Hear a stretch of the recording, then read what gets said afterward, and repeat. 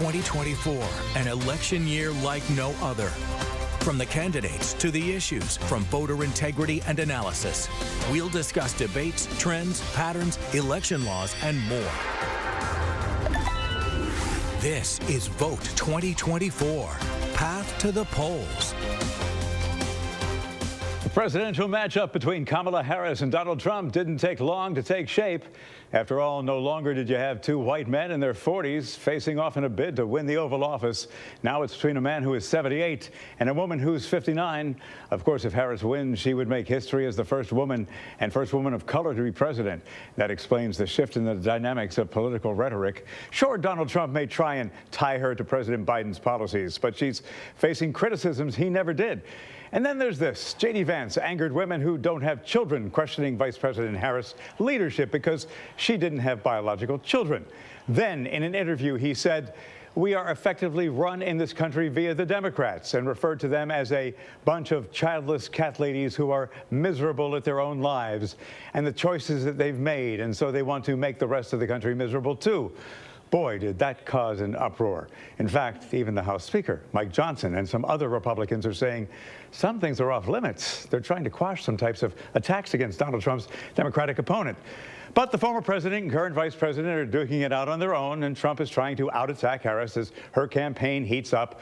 For the Trump campaign, it's not all that different than the 2016 playbook against Hillary Clinton. And the Harris camp is going back to oldies but goodies as well, with rhetoric hearkening back to 2020. Oh, what's old is new again, and this is only the beginning. There's also new intrigue in the Veep stakes. In some corners, speculation is Trump could move to replace Vance because some people aren't happy with his performance. His possible reasoning? Well, the Dems did it. And Kamala Harris, she's vetting her running mate choices. Insiders say a certain Pennsylvania governor would bring a lot to the ticket, and the polls in November. Of course, there are some other choices, I think, running as well. A decision may come as early as this week. And nothing's conventional when it comes to the political conventions this election cycle. Dems move to secure Kamala Harris' nomination by a virtual vote before anybody virtually convenes in the Windy City. Welcome to Path to the Polls. I'm Bruce Hamilton. These are some of the topics that we'll tackle in this edition with my guest, government law attorney Chris Hand. Chris was also Jacksonville's chief of staff in the Alvin Brown administration. He's got other credentials, which we'll talk about throughout the course of this day. Chris, thanks for being here. Bruce, good to see you as always. My pleasure. Hey, let's start with the gender and race-based attacks against Kamala Harris. Representative Tim Burchett from Tennessee, he called Harris a DEI vice president on social media, referring to workplace policies that promote diversity, equity, and inclusion that conservatives have maligned. He said, when you go down that route, you take mediocrity, and that's what they have right now. Sebastian Gorka, a host on the conservative network Newsmax, who served in the Trump administration, said Harris was going to be the nominee because she's a female and her skin color is the correct DEI color. He also said she cackles like an insane woman. Chris, surprising to you that strong women in politics still face this sexism and double standard in politics? Well, they shouldn't have to face it, but unfortunately, Bruce, this has been part of politics for, decades in, our political system. I've worked in campaigns at multiple levels and worked for both female candidates and candidates of color. And unfortunately, some version of this always seems to happen in those campaigns. What has been noteworthy about the last several years is just how explicit it has become, like some of the comments you just referenced in your introduction here. I think what's particularly noteworthy here is that in the case of Vice President Harris, just remember her qualifications for office and the fact that voters have on multiple occasions weighed those qualifications and elected her. She spent 7 years as a district attorney in Northern California, 6 years as the Attorney General of California, 4 years as a United States Senator, and now 4 years as Vice President. So multiple times the voters have weighed in and approved her qualifications, including voters throughout the nation in 2020 when she was elected Vice President. So, these kinds of attacks are really beyond the pale in any instance, but they're particularly egregious for someone with those sorts of qualifications. Bruce, I think at best, a presidential campaign ought to be an exchange of ideas. Two candidates sharing their visions for the country and talking about what actions or policies they're going to implement to execute those visions over time. Those visions are fair game for criticism. candidates' past record in office is certainly fair game for criticism. Things they've said or written are fair game for criticism. But issues like race, gender, sexual orientation, those are not. So my advice to partisans on both sides in this very contentious election season would be stick to the issues and leave the personal attacks out of it. You want debates to be about issues too, but they're not. So even Mr. Trump and his running mate are in on the attacks. Let me start with J.D. Vance. Vance angered women who don't have children, questioning Vice President Harris's leadership because she didn't have biological children. And then in an interview, he said, "We're effectively running this country via the Democrats," and referred to them as a bunch of childless cat ladies who are miserable at their own lives and the choices that they've made. And so they want to make the rest of the country miserable, too. That caused an uproar. What's that all about? Well, Bruce, I mean, it was really an uproar across party lines. You saw Democrats, Republicans, and independents condemn those remarks. In fact, one of the the loudest and most active critics was Meghan McCain, who's the daughter of former Republican senator and presidential candidate John McCain, condemning his remarks and talking about the effect it was having with conservative women as well. I think the remarks have been compounded by other comments that Senator Vance has made in the past, where he has suggested that people with children should have a greater stake in democracy, perhaps a greater vote than those without, and also talked about how he thinks people with children should have lower taxes than those who do not have children. So it's an issue that's really cut across party lines. It's also sort of invoked an issue that has really been a strength for Democrats from a polling standpoint, which is the issue of reproductive rights. That is something that since Roe v. Wade was overturned by the U.S. Supreme Court in 2022, has been a messaging strength for Democrats. They've led in that issue on the polls and also on issues like IVF, in vitro fertilization. Talking about the issue of bearing and having children, to some extent, plays into the hands of the Democratic campaign and their messaging on issues like reproductive rights and IVF, where they've enjoyed a consistent advantage in the polling, and one on which Vice President Harris has been particularly vocal during her time in office. And in all fairness, there are some Republicans who say, whoa, this is not the way to go. House Speaker Mike Johnson and some other high-profile Republicans are saying some things are off limits, and they're trying to quash these types of attacks against Harris, and they hope that they're going to be successful. Well, time will tell if they are. That's certainly the right instinct, to get away from these sorts of attacks and refocus the campaign on vision and issues and policies and how each of these prospective presidents plan to govern over the next 4 years. That's certainly the right instinct. Time will tell whether in this era where we have a very disjointed political and media system, where messaging discipline seems more difficult than ever, time will tell whether that advice by Speaker Johnson and others takes root in the campaign. It's also interesting to note that Doug Emhoff, who is Harris's husband, the first gentleman, if you will, the man who could be first gentleman, his ex-wife came out and he said, and she said, look, I want you to know that Kamala Harris and I have a very wonderful relationship, whether I'm his ex-wife or not, and my children are very much like her children, and in fact they call her Mamala. So let's put all this to rest about her being childless. Well, Bruce, I mean, as you and I both know as fathers, parenting is as much of a choice as it is anything else. And so I think that's part of the reason that Senator Vance's attacks have been met with such bipartisan criticism, because just because the vice president doesn't have biological children doesn't mean she isn't a parent. There are all sorts of family arrangements out there with step-parents and stepchildren in this world. And so given that reality and the fact that there are so many blended families and other situations like that in the United States, I think it is something why that has caused such an uproar. Of course, there have been many other people who've attempted to have children and couldn't for some other reason, or who just made the choice not to have children for one reason or another. Every single one of those persons shares something in common. They're citizens of the United States. They have a direct stake in our democracy. One of the principles on which this country was not only founded but has perpetuated over the years is that every citizen has equal rights under the law, and we don't make those sorts of distinctions in this country. The fact that Senator Vance has, as I suspect why his remarks have proven so controversial and have received the criticism that they did. I want to get back to Vance a little later in this program, but we'll talk more about Donald Trump and some of his attacks. And maybe this is just Donald Trump being Donald Trump.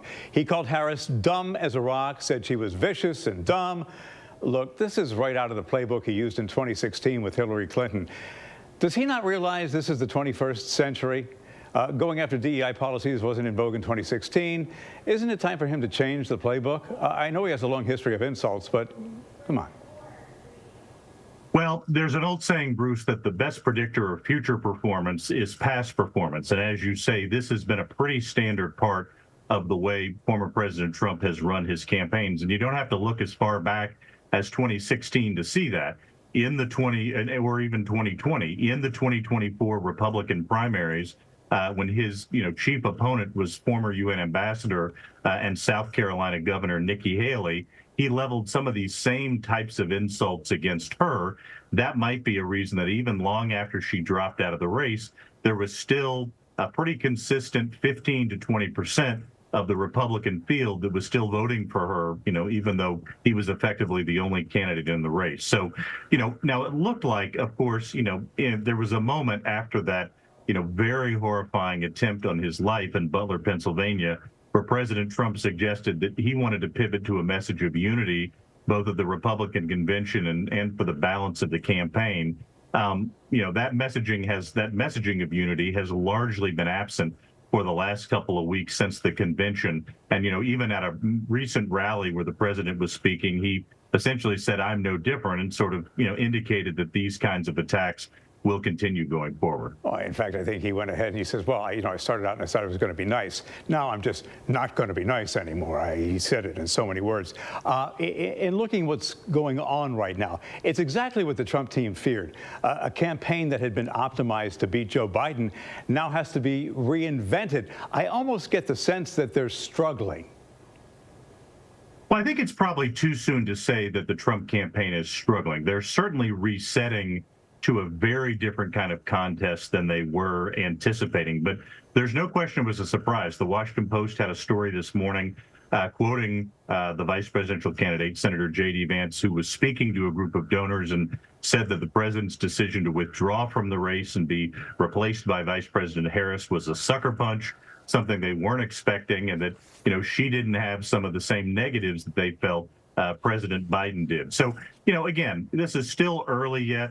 There are, at this point, 98 days to go into the general election. I think the Trump campaign is certainly resetting, trying to figure out how they're going to run a campaign against a candidate other than the one they thought they were going to face. And we'll see how that reset occurs over the next several weeks, and certainly once we get into the fall campaign season. All right, let me tell you why I asked that question about struggling. The comment that Trump made in St. Cloud, Minnesota at the Turning Point Action Believers Summit, urging Christians to vote, saying they wouldn't have to vote again if they got him elected into the White House in November. Here's exactly what he said. Christians, get out and vote just this time. You won't have to do it anymore. You got to get out and vote. In 4 years, you don't have to vote again. We'll have it fixed so good you're not going to have to vote. What the heck does that mean?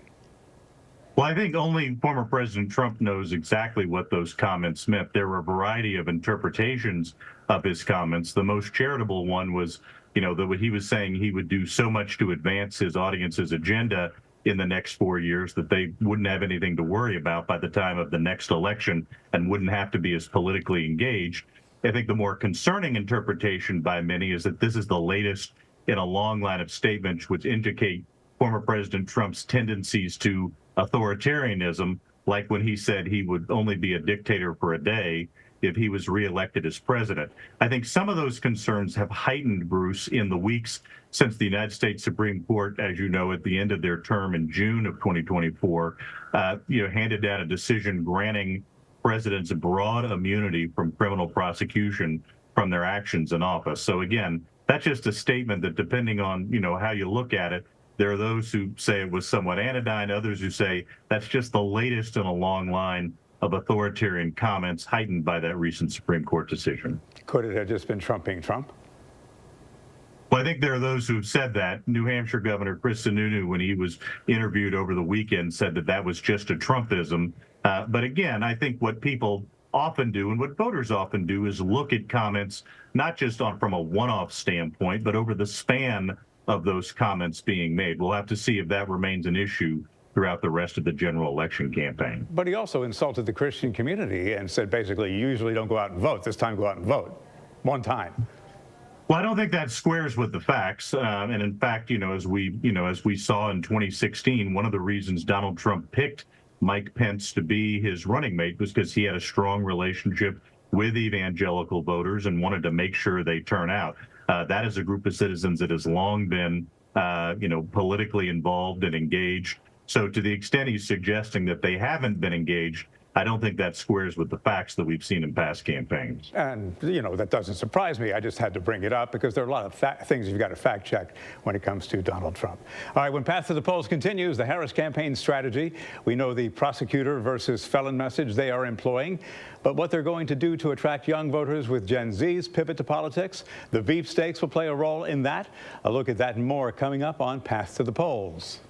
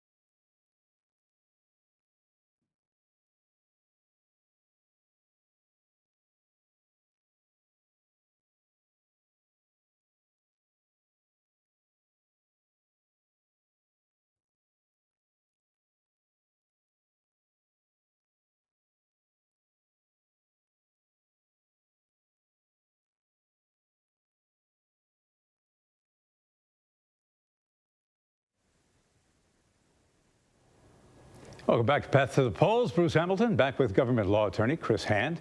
Might mention Chris was also a longtime aide to former Governor and Senator Bob Graham and worked on a number of political campaigns, local, statewide, and federal. And Chris also co-author of a book, if you want to mention that. Well, absolutely. Wrote, actually 2 books with former Senator Graham, America, the Owner's Manual, a guide to helping citizens use and learn and use their effective citizenship skills like we were talking about earlier. Every one of us has the most important title in democracy, citizen. It's important we use those skills to help move government in our direction. And of course, the most fundamental form of citizenship is voting, which everyone will have the chance to participate in this year. And that's probably more important this election cycle, with people questioning whether or not democracy is at stake. And that's a question that's debatable. Polls, if they are to be believed, and I'm not one to subscribe to their efficacy, indicate that Kamala Harris tightened the race against Donald Trump. It is a tighter race, no doubt, than when it was Trump-Biden. That said, Kamala Harris has to finesse her campaign strategy. As I said before the break, we know the prosecutor versus felon argument she rolled out from the get-go. But to pave the road to the White House, she needs to attract a segment of the electorate that Donald Trump can't. Chris, to win over young voters, attract women, and boost turnout among women of color, is that the strategy that she's got to adopt right now? Bruce, I think the vice president has 3 electoral imperatives. The first is to energize Democratic voters who were, unenthusiastic or, concerned about, President Biden's chances of winning. That seems to have occurred in a very short amount of time. She's raised over $200 million since entering the race, signed up a bunch of volunteers around the country, and polling suggests that more than 80% of Democrats are enthusiastic about her as the nominee. So energizing the party was really step one. Step two, you sort of referred to in your introduction. There were a number of voters, particularly younger voters, voters of color, like black voters and Hispanic voters, who were crucial parts of Joe Biden's coalition in 2020. Part of the reason that he was struggling in the polls is less enthusiasm for some of those voters in supporting him in 2020. So another one of her imperatives is to rebuild that coalition and help bring some of those voters back in support of the Democratic ticket. And the third one is to appeal to persuadable voters. We do live in a very divided country where there are probably fewer persuadable voters than there are in the past, but like in every election, they are often decisive. And by persuadable voters, Bruce, of course, I'm referring to independent voters, what we in Florida call here no party affiliation, or NPA voters. Republicans who are reluctant to support former President Trump, like I mentioned in the primaries, there was a pretty stubborn 15 to 20% of Republican voters that did not vote for him even at the very late primaries when he was the only candidate left in the race.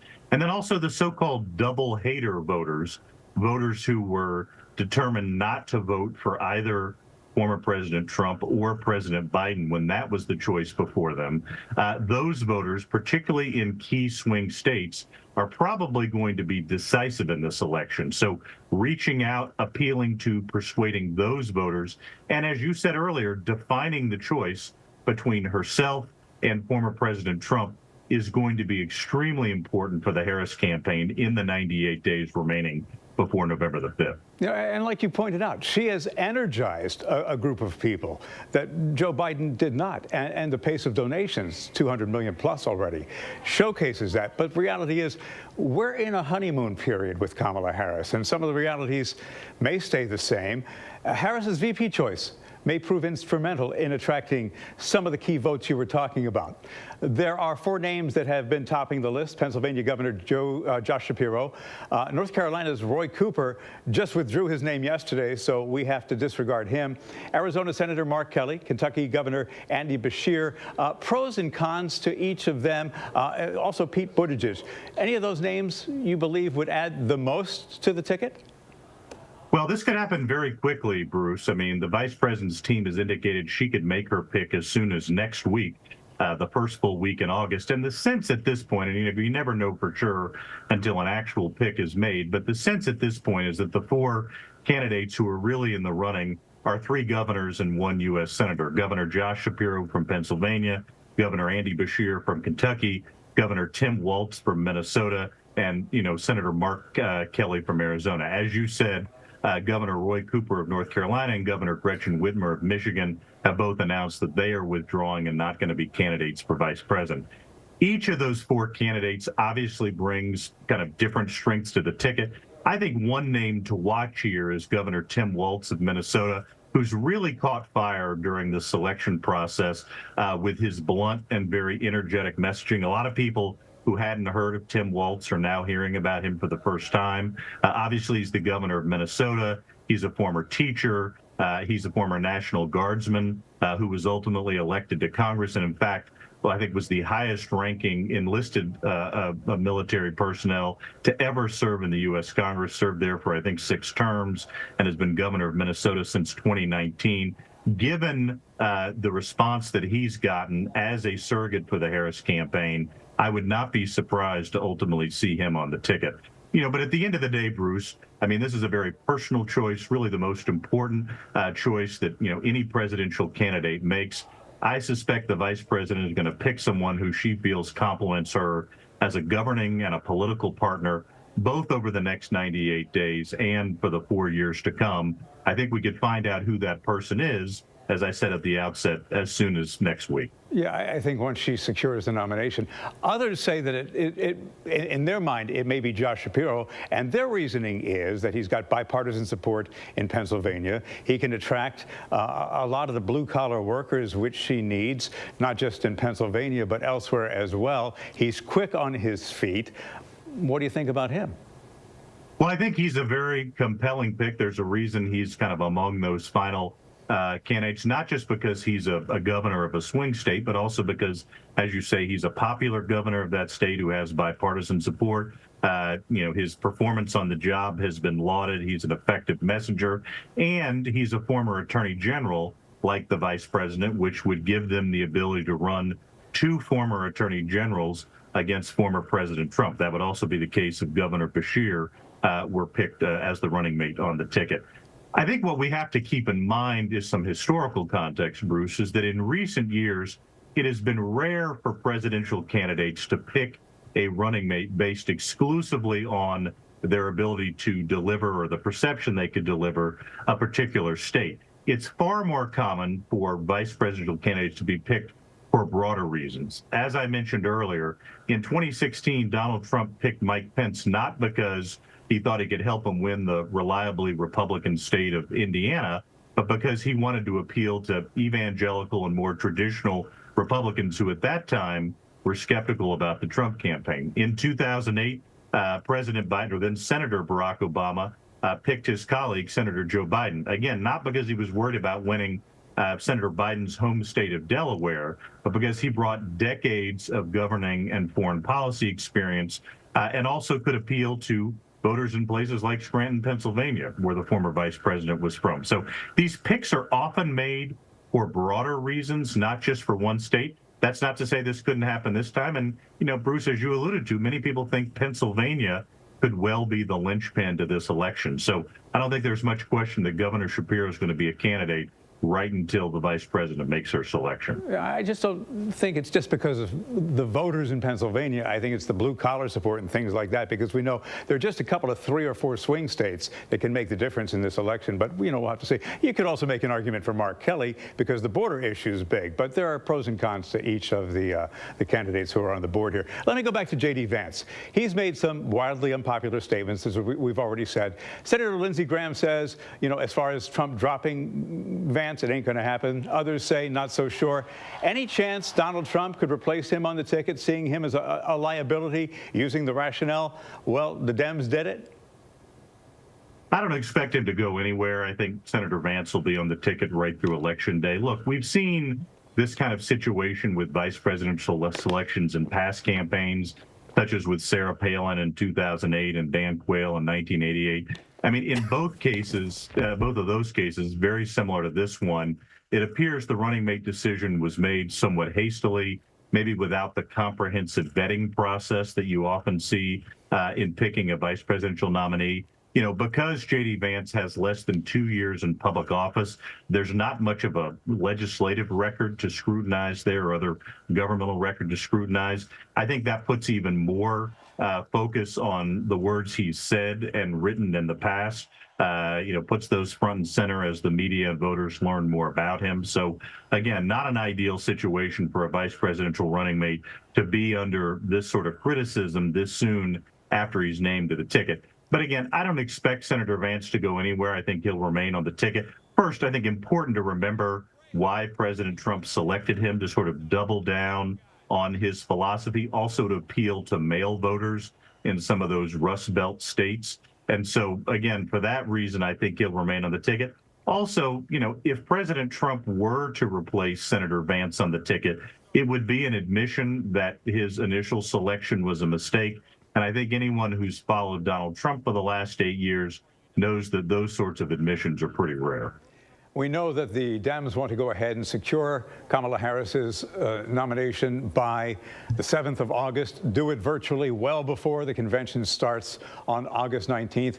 Realistically, is the reason they want to turn to the general election as quickly as possible because they want to avoid any more chaos and uncertainty, because, frankly, if they have any chance against Donald Trump, they need a show of unity?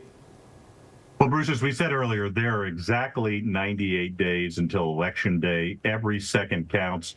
The longer a party takes to pick their nominee and choose their, that nominee's running mate, the harder and the less time that party has to define their choice against the candidate they oppose. The Democratic National Convention is still 3 weeks away. It starts 3 weeks from yesterday.